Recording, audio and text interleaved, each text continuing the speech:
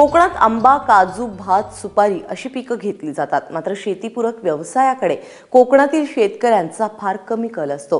हे चित्र बदलण्यासाठी कोल्हापूरच्या विजय घाटगेंनी सिंधुदुर्गमध्ये अत्याधुनिक पद्धतीने शेळी पालन सुरू केलेलं आहे। कसं आहे हे शेळी पालन आपण पाहूयात। अत्याधुनिक पद्धतीने बांधलेलं हे शेळ्यांचं शेड, शेळी, बोकड आणि पिलांसाठी असलेले स्वतंत्र कप्पे आणि प्रत्येक शेळीसमोर पडलेला मुबलक चारा।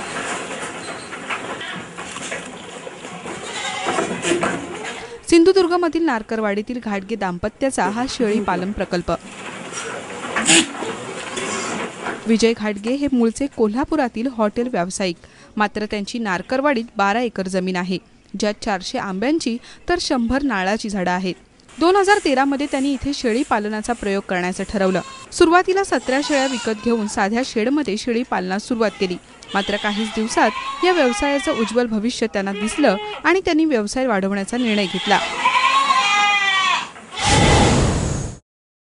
गोट फार्मिंग मध्ये जाऊया असा एक विचार झाला आणि मग त्याप्रमाणे आम्ही मग ही जमीन तशी उंच स्वरूपाची असल्यामुळे इथं काय करता येईल असा याचा अभ्यास करून आम्ही इथे वेगळ्या प्रकारचे शेड्स आम्ही इथे उभा करू शकलो। त्याच्यानंतर आम्ही मिरजचे डॉक्टर परमेश्वर कायंदे यांची कन्सल्टन्सी घेतली आणि मग ह्या गोट फार्मची वाटचाल पुढे सुरू झाली। सिंधुदुर्गमध्ये पावसाचं प्रमाण अधिक असल्याने विजय यांनी मचाण पद्धतीने शेडची उभारणी केली। जमिनीपासून 5 फूट उंचीवर लाकडी पट्ट्या वापरून शेड उभा केला। 20 बाय 50 फुटांच्या या शेडमध्ये 10 बाय 7 फुटांचे 20 कंपार्टमेंट तयार केले। प्रत्येक शेळीला मुबलक चारा मिळावा यासाठी पीव्हीसी पाईप कापून त्याची गव्हाण तयार केली। या मचाणावरील लाकडी पट्ट्यात काही अंतर सोडलंय, त्यामुळे शेळ्यांच्या लेंड्या आणि मूत्र मचाणाखालील पत्र्यावर पडतं, जे एका टाकीत जमा केलं जातं, ज्याचा उपयोग बायोगॅस निर्मितीसाठी होतो।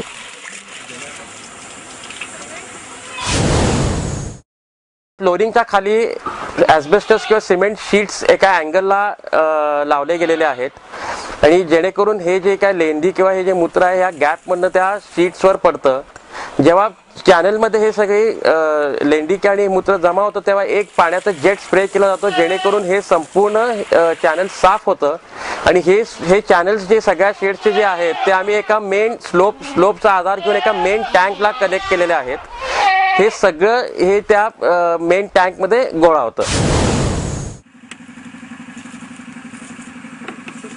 आंबा आणि नारळ पिकातील 5 एकर जागेत विजय आणि लसूण घास, मका, शेवरी, तुती, बाजरी, नेपियर, कडवळ अशा चारा पिकाची लागवड केली आहे। रोज सकाळी बारीक कापलेला चारा या शेळ्यांना दिला जातो, तर त्यानंतर 1 तासांनी सुका चारा आणि भरडा दिला जातो। यामुळे या शेळ्यांचं आरोग्य अतिशय चांगलं आहे।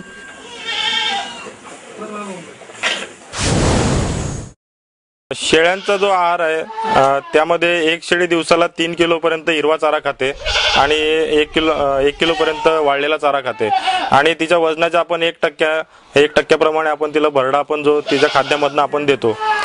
कोकणामध्ये जे आहे की उष्णतेचं प्रमाण जास्त असते, त्यामुळे आपण हिरवा चारा जर त्या शेळ्यांना जास्त दिला वाळलेल्या चाऱ्यापेक्षा, तर त्यामुळे काय होते की त्यांच्या शरीरामध्ये पाणी जास्त प्रमाणात जाते आणि उष्णतेमुळे जे पाण्याचं बाष्पीभवन होते ते त्यांना हिरव्या चाऱ्यातल्या असलेल्या पाण्याच्या मात्रेमुळे जास्त प्रमाणात त्यांच्या शरीरात मिळते। 17 शेळ्यांपासून सुरू केलेला हा व्यवसाय आता 200 शेळ्यांवर येऊन पोहोचलाय। त्यांच्याकडे सध्या 130 उस्मानाबादी आणि 60 कोकण कन्याळ जातीच्या शेळ्या आहेत। विजय यांच्यासोबत त्यांच्या पत्नी कविता या देखील व्यवसायात लक्ष घालतात। दर शनिवार रविवार हे दाम्पत्य दिवसभर इथे काम करतं। गेल्या 1.5 वर्षापासून मी आणि विजय वैभववाडीला सारखे येतो। आठवड्यातनं एकदा जेव्हा त्यांना जमत नाही तेव्हा मी येते आणि मुलं सुद्धा माझी इथे येतात, कारण याच्यामध्ये एकदा सगळी लिंक लागल्यानंतर खूप काही बघायला लागत नाही। एकदा त्यांचं लसीकरण व्यवस्थित झालं आणि आपण शेळ्यांना राहण्यासाठी पोषक असं वातावरण तयार केलं की हा उद्योग अतिशय चांगला आहे। त्याच्यामुळे कोकणात नक्की शेळी पालन करण्यास काहीच हरकत नाही। जानेवारी 2014 पासून आतापर्यंत 20 किलो वजनाच्या 600 पिलांची विक्री झाली असून त्यातून त्यांना 35 लाख रुपये मिळाले आहेत। यातून शेडची उभारणी, मजुरी, शेळ्यांची खरेदी असा 10 लाखांचा खर्च वजा जाता त्यांना 25 लाखांचा नफा झालाय। याशिवाय स्वतःच्या हॉटेल व्यवसायाला देखील यातून बोकडाचं मांस मिळतं।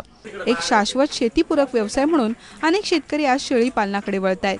आपल्याकडील परिस्थिती आणि शेळ्यांची योग्य काळजी घेतल्यास त्यातून हमखास नफा मिळवता येऊ शकतो, हे विजय घाटगे यांनी दाखवून दिलंय। कोल्हापूरहून चंद्रशेखर खोलेचा ब्युरो रिपोर्ट, एबीपी माझा।